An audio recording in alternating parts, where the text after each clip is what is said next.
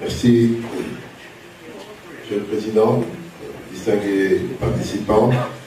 Je vais très rapidement ramasser les quelques messages que j'ai retenus de tout ce qui a été dit tout à l'heure.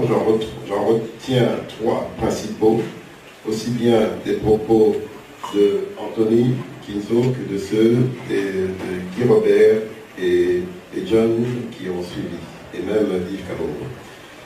Le premier message, d'abord il faut noter que cette rencontre a une connotation très minière, mais pas seulement minière. Dans son propos, Anthony, c'est le premier message, c'est de dire qu'il ne faut pas se limiter aux mines. Les mines sont certes une grande opportunité pour le Congo, une énorme opportunité pour le Congo, mais ce serait une grave erreur de se limiter à cette opportunité.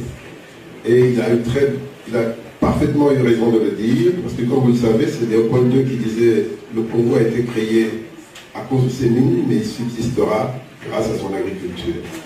Nous avons une expérience qui est la nôtre aujourd'hui, c'est que depuis 1911, où les mines ont commencé à être exploitées de manière industrielle, on catégorise trois grandes phases. La première, de 1911 à 1966, c'est l'Union minière du Haut-Katanga. On a produit en 56 ans, en moyenne, 140 000 tonnes de cobalt par an, de cuivre par an, et 3 000 tonnes de cobalt. La deuxième période, c'est la nationalisation, c'est la GECAMINE, 67 jusqu'à, mettons, 2001. On a produit en moyenne 325 000 tonnes de cuivre et 9 500 tonnes de cobalt. La troisième période, la dernière, c'est 2002, c'est la privatisation. On a produit en moyenne, sur 17 ans, 511 000 tonnes de cuivre et 48 000 tonnes de cobalt. Vous voyez l'intensité croissante dans la production de ces deux principaux minerais, qui est en fort contraste avec la courbe de notre développement. C'est à croire que les mines ont été promoteurs du sous-développement. Et ça, c'est une interpellation pour nous tous. Donc, le premier message, c'est qu'il faut qu'on comprenne ce qui s'est passé ou ce qui s'est mal passé et que l'on redéfinisse notre contrat pour l'avenir. Et je crois que tous les messages qui sont passés avant moi ont capté l'essentiel. On est dans un enjeu de transformation, de durabilité, de partenariat de long terme. Et les mines doivent cesser d'être un secteur pour lequel on vient vite exploiter, faire des profits et s'en aller. Et Anthony Kinzo a cité quelques secteurs en mettant l'énergie en premier, l'énergie qui a été reprise par les autres, même si pour les miniers, l'énergie c'est d'abord pour leur propre activité minière, on le comprend très bien, mais il y a également le reste du développement. On a un déficit énorme, on est aujourd'hui le pays qui a le plus haut potentiel en termes de production d'énergie propre d'ailleurs, et le plus faible taux d'accès à l'énergie pour les populations, moins d'un tiers de la moyenne africaine, ce qui est absolument un scandale. Il a cité l'agriculture, qui est également la vocation naturelle de notre pays. Il a donné les chiffres, je ne reviens pas là-dessus. Il a cité les infrastructures, qui sont une condition pour que tout cela tienne.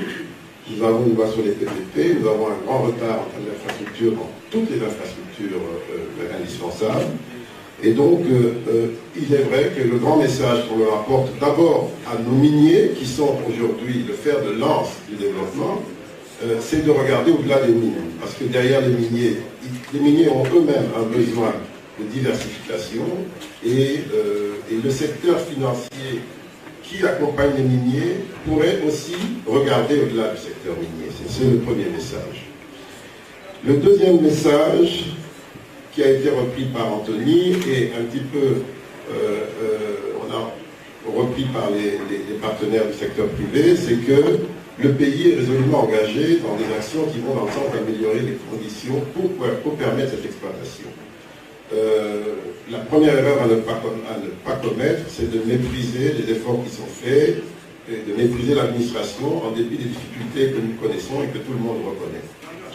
Il a également insisté sur l'engagement politique. Nous savons tous que l'engagement politique est la clé sans laquelle on n'avance pas. Et nous sommes heureux de constater depuis les quelques semaines où nous nous côtoyons que la confiance est réelle et établie sur le fait que l'engagement politique au plus haut niveau, en ce qui concerne le secteur privé, et ferme. Et ça, c'est une clé également, parce que sans le secteur privé, il n'y aura jamais le développement que l'on entend. Le troisième message que je retiens, c'est il fait référence à la notion de partenariat gagnant-gagnant. Bien entendu, pour nous, secteur public, gagnant-gagnant, c'est aussi de l'argent qui entre dans les caisses de l'État. Mais il y a une autre idée qui a été développée par le secteur privé dont je sais qu'elle tient, le chef de l'État y tient particulièrement, c'est que nous devons, dans cette mise en valeur de notre pays, nous devons tout faire pour que le partenariat que nous voulons avec le capital étranger contribue d'une manière ou d'une autre, de manière saine et constructive, à créer des champions congolais qui naissent et qui grandissent. Et ça, c'est un élément clé. C'est à travers cette action-là, à travers la constitution d'un capital congolais solide, qu'on aura ce véritable partenariat gagnant-gagnant. Parce que plus on a des Congolais qui ont des intérêts à long terme à préserver dans leur pays, plus on a des chances de renforcer la stabilité politique du pays et améliorer durablement le bien-être. Merci.